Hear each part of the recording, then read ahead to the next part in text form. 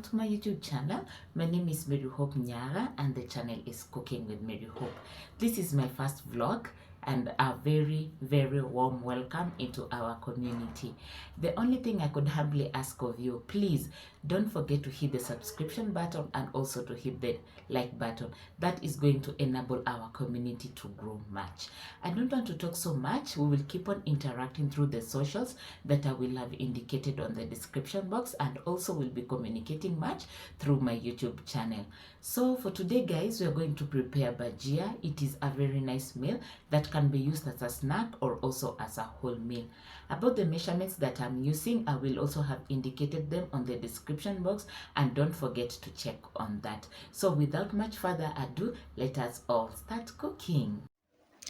So these are the ingredients that we'll be using. I'm having 6 potatoes, that is of medium size. I'm having some coriander or dhania, and this one is just fresh.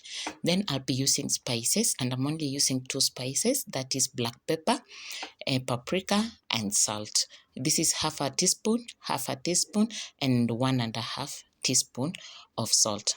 Then I'm having all-purpose flour, and then I'll be having this is the cooking oil I'll be using, and then I'll have water, which I'll use to prepare the paste. It is just at room temperature, just the normal water from the tap.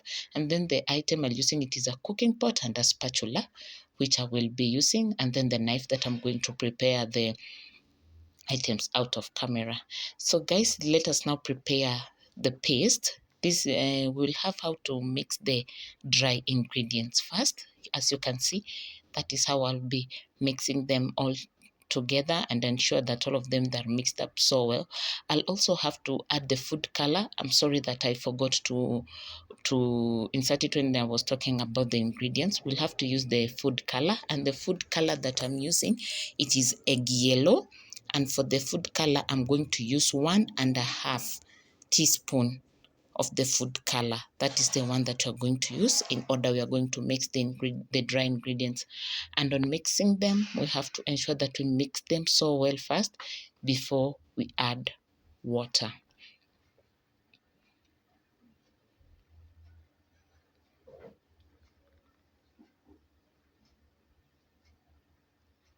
So we are going to add water, and on adding water, we have to use very little water on when we are adding, because if you add too much water at the same time, it's going to create a runny paste, and that is what we don't want. We want to create a paste like that one of a pancake. So when putting water, don't pour a lot of water. Just pour a little water as you mix, a little water as you continue to mix, so that, and pour very little water. This is going to give you a good paste. We'll continue mixing until we get the paste that we need. As you can see, for mine, I've already achieved the paste. It is heavy, like that one of a pancake. I can say that is the best term that I can say. Ensure that you get a paste like that one of a pancake, because you want to ensure when you are putting in the sliced potatoes, it covers the potatoes very well. So at this point, you can see how my paste it is very heavy, like that one of a pancake. And now we are going to put in our coriander or dhania. It is the best, and we continue to mix it and ensure that it is well mixed. We continue to mix them so well until it is well mixed, and then at this point is when we are going to put in our sliced potatoes. We start putting our potatoes as we continue to mix. We put in little by little as you continue to mix them, or even if possible, you can just put the whole of, just pour all of the potatoes inside. There is no problem, but as for me, I was pouring just a little by little as I mix. But if you still can't pour just all of it, you can still pour all of it. We just only want to reduce the labor of mixing so much. That is the purpose. But you will continue mixing and ensure that the potatoes are very well covered. As you can see, for me, I was putting little by little, but in the meantime, all of them, we will have put all of them inside, and we continue mixing them until they are well covered. And as I was preparing the potatoes, I had already preheated my oil. It was in the cooking pot. I had already preheated it. And as per the time that I was using to mix the potatoes, I was sure that the oil has the good temperature that you can use to prepare them. If not, you can just insert one to see if the oil is okay. And then another thing, when you start putting in the potatoes in the oil, ensure that the ensure that the fuel is at a very low temperature. If you're using a